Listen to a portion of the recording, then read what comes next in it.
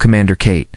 Hudson stared through the reinforced windows of Earth's United Council headquarters as the first missiles streaked across the morning sky. Her hands gripped the steel railing, knuckles white. Yeah, this wasn't supposed to happen. Not during a peace summit. Multiple impacts detected on upper atmosphere, young officer shouted from his station. Mars orbital platforms are firing on us. The massive chamber erupted in chaos. Council members scrambled from their seats as emergency sirens blared. Kate watched in horror as burning trails of plasma cut through the clouds, each one closer than the last. "Get the council members to the bunkers," she ordered, her voice steady, despite the fear clawing at her chest. Now, the building shook. Dust fell from the ceiling as security teams rushed to escort politicians toward the emergency exits. Kate grabbed her tablet, downloading critical defense files while she had the chance. Through the windows, she saw the first direct hit. A government building 3 blocks away disappeared in a flash of white light. The shockwave rattled the entire structure. "Commander." Lieutenant Paul Martinez ran up to her, face covered in sweat. "Mars Special Forces have breached the lower levels. They're executing everyone they find." Kate's blood ran cold. This wasn't just an attack, it was an extermination. The security feed on her tablet showed Mars troops in black armor moving through the corridors. Their movements were too precise, too coordinated. They knew exactly where to go. "How did they predict our defense patterns?" she muttered, watching them systematically take down Earth's best security teams. Another explosion rocked the building. The lights flickered. On her tablet, Kate saw Council President Richard Boyd's final transmission. They stole the quantum tech. Mars has the feed cut to static. Warning lights flashed red across her screen. The civilian sectors of the city were taking heavy damage. Thousands would die if someone didn't act fast. "Martinez, get me access to the emergency evacuation controls," Kate ordered. All of them. "Ma'am, those require council approval. Council is dead." Kate's voice was iron, "and I'm not watching 300,000. Civilians die because of protocol." She pushed past him to the Central Command console, entering her override codes. Alarms blared as she activated every civilian transport in the sector. It was against direct orders. She'd face charges if anyone survived to press them. The building shook again. Through the chaos, Kate saw the massive evacuation ships rising from their underground hangars, ready to save as many as they could. A blast of plasma punched through the ceiling. Kate dove behind a fallen column as chunks of metal rained down. When she looked up, Mars troops were rappelling into the chamber. She had one chance. Evacuation would take 20 minutes. She just had to keep the Mars forces busy long enough for the ships to launch. Kate checked her sidearm, nodded to Martinez, and took a deep breath. Sometimes survival meant breaking every rule in the book. The first Mars soldier landed on the chamber floor. Kate aimed her weapon. The real war was about to begin. Smoke filled the bridge of the battleship Defender as Kate gathered the surviving fleet captains. Through the viewport, Earth burned behind them, its orbital rings shattered. 17 ships was all they had left, barely enough to protect the civilian transports. "Mars blockade ahead," Lieutenant Martinez reported, pointing to the radar screen. "Their ships are forming a wall between us and the jump point." Kate studied the tactical display. 200,000 civilians were counting on them, packed into transport ships that could barely defend themselves. Running the blockade would cost lives, but turning back meant death for everyone. "Commander," a new voice cut in. "I might have a solution." Kate turned to face the speaker. Tactical Officer Lucas Reeves stood at attention, his uniform still stained with blood from the council attack. She'd never seen him before the evacuation, but his credentials checked out. "There's a weapons facility," Lucas said quietly. "It's hidden in the Kuiper Belt. Not even Mars knows about it." The ship rocked as the first Mars missiles hit their shields.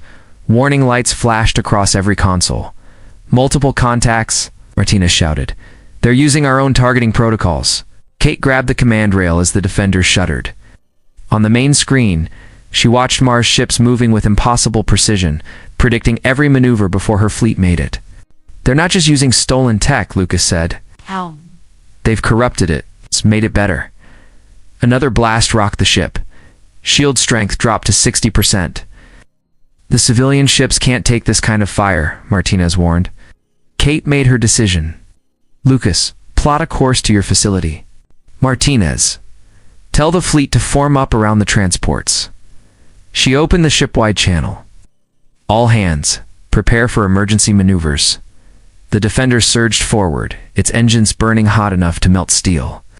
Kate watched the Mars blockade growing larger on the screen, their weapons already tracking her ship. "They're predicting our course," Lucas warned. "Good." Kate's eyes narrowed. "Because we're not going to dodge?" She drove the Defender straight at the enemy fleet's center. Mars ships scattered, breaking formation to avoid collision. In the chaos, gaps appeared in their line. "All ships, punch through," Kate ordered. Now, the civilian transports accelerated through the opening, escorted by the remaining warships. But the Mars fleet was already regrouping. "They're targeting the civilians," Martinez reported. Kate gripped her chair. "Defender will hold them off. Get our people to safety." The bridge crew stared at her. They all knew what that meant. "Ma'am," Lucas stepped forward. "Before you do this, there's something else. The facility I mentioned. It's not just weapons. And Mars isn't the only enemy we need to worry about." The ship shook again. On the tactical display, Mars missiles were already locking on. Kate looked at Lucas. "What do you mean?" "There are assassins," he said, "hidden among the refugees. But I don't know who they're working for." The Defender's warning sirens screamed as the Mars fleet opened fire. The Kuiper Belt facility loomed before them, a massive structure of twisted metal and broken solar arrays. Kate stood on the bridge of their new flagship, the Valar, watching as rescue teams searched the wreckage. The Defender's sacrifice had bought them time, but the Mars fleet wasn't far behind. "Most of the facility is destroyed," Martinez reported through the radio, "but the lower levels are intact. You need to see this, Commander." Kate found Martinez in a large underground chamber filled with strange machines and flickering screens. The walls were covered in technical diagrams and military reports dating back months before the attack. They knew, Martinez pointed to a document. The Council knew Mars was planning this. They did nothing to stop it. Kate grabbed the paper, her hands shaking with rage. The report detailed everything. The stolen quantum tech, the military buildup, even the date of the attack. And at the bottom, President Boyd's signature. "There's more." Lucas stepped out of the shadows.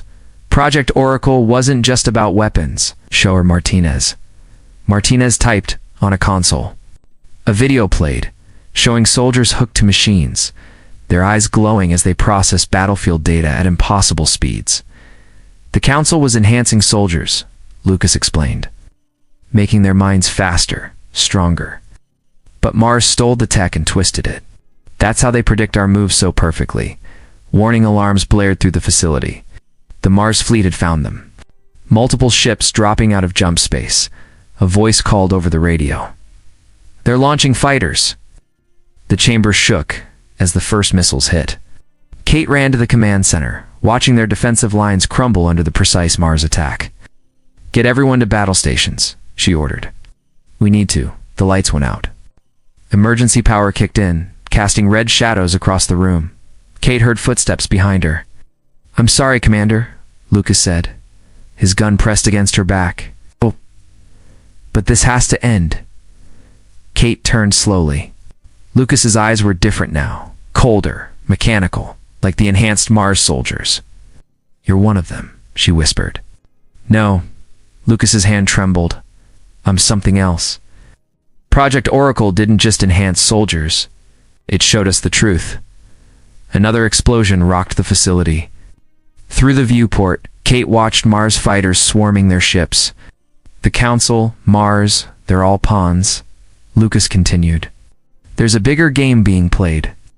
I had to get you here, make you understand. By betraying us? By saving you." Lucas lowered his gun. "In 10 seconds, Mars forces will breach this room. In 20, they'll capture the quantum tech. Unless... ... Double quotes, the door behind them burst open. Mars troops poured in, weapons raised. But Lucas was already moving faster than any normal human could. His hand reached for the facility's self-destruct panel. Kate saw his eyes glow bright blue, just like in the video, just like the enhanced soldiers. But there was something else there too, something that made her wonder if this betrayal wasn't what it seemed. The Mars soldiers opened fire. Kate woke up in a maintenance shaft, her head throbbing. The last thing she remembered was Lucas pushing her through a hidden door as the room exploded. Now she could hear Mars troops searching the facility above. Her tablet still worked. The screen showed scattered distress signals from her fleet. Some had escaped, others were captured. But something else caught her eye. A classified file about Project Oracle, partially decrypted. She read it quickly, her breath catching. The project wasn't just about making better soldiers. It was about seeing the future, glimpses of possible timelines, paths that could be taken. Mars hadn't stolen the tech. They'd been given a corrupted version that slowly took control of their minds. "Commander?" Martinez's voice whispered through her radio. "Are you alive? Where are you?" Mining level with 50 survivors. The Mars forces are acting strange, like they're being controlled. A scream echoed through the shaft. Kate crawled forward, following the sound to a ventilation grate. Below, she saw Mars soldiers strapped to machines, their eyes glowing as technicians worked on them. "They're turning their own people into puppets," she whispered. Her radio crackled. "Kate," it was Lucas's voice. "If you're hearing this, I'm probably inside Mars Command by now. The betrayal was necessary. They needed to trust me." Kate watched another soldier scream as the machines rewrote his mind. "Why didn't you tell me the plan?" "Because Project Oracle showed me only one path where we win. I had to make it look real. But now you need to get to the asteroid mining facility in Sector 7. That's where they're keeping the control center." More explosions rocked the facility. Through the grate, Kate saw the Mars soldiers suddenly stand at attention, moving in perfect unison, like robots. "Martinez," she called, "get our people to the emergency ships." "I'm going after the control center." She crawled through the shaft until she found an access panel. The corridor below was clear. As she dropped down, her tablet beeped with a final decoded message from the Oracle files. The words made her blood freeze. The Mars leadership wasn't acting alone. Someone had been feeding them information, guiding their choices. The same someone who had infiltrated the council years ago. Kate checked her weapon and started running. She had to reach Lucas before it was too late. The Oracle project had shown him something, a future so terrible he de-risked everything to stop it. Her radio came alive with Martinez's voice. "Commander, we found more Oracle files. Lucas isn't just undercover. He's been enhanced too, but differently. He can see." The transmission cut off as another explosion shook the facility. Through a viewport, Kate watched a massive Mars warship emerge from the darkness. But its design was wrong, more advanced than anything Mars or Earth had built. Oh. Then she understood. Lucas hadn't betrayed them to Mars. He'd infiltrated Mars to find something else. It's something that had been hiding in plain sight all along. The warship opened fire. The asteroid mining facility burned as Kate fought her way through waves of controlled Mars soldiers. Their movements were robotic, eyes glowing with artificial precision. Behind them, the mysterious warship hung in space like a dark star. "Lucas is in the control center," Martinez reported through static. "But Commander, the ship out there, it's not Mars technology. It's from Europa Colony." Kate ducked behind a fallen beam as plasma fire melted the wall behind her. Europa Colony had vanished 10 years ago, all contact lost. Now she knew why. They've been planning this for decades. Lucas's voice cut through her radio. "That's using Mars as a test run for their control technology. Get to the central chamber! Hurry!" She ran through smoke-filled corridors, passing bodies of Mars soldiers who had tried to resist the control. The facility shook as the Europa ship bombarded their defenses. The central chamber doors were sealed. Kate placed her last charge and blew them open. Inside, Lucas stood at a massive control panel, his enhanced eyes glowing as he worked. "Kate," he said without turning, "I found it. The core of their network. One shot to end this. Why didn't they stop you? Because they think I'm still under their control. The Oracle project let me fake it. Let me see the only path where we win." Screens around them showed the battle outside. The surviving Earth fleet had arrived, engaging the Europa ship. But their weapons couldn't penetrate its advanced shields. "The quantum core is overloading," Lucas said. "It'll destroy their control system." "But the blast... ...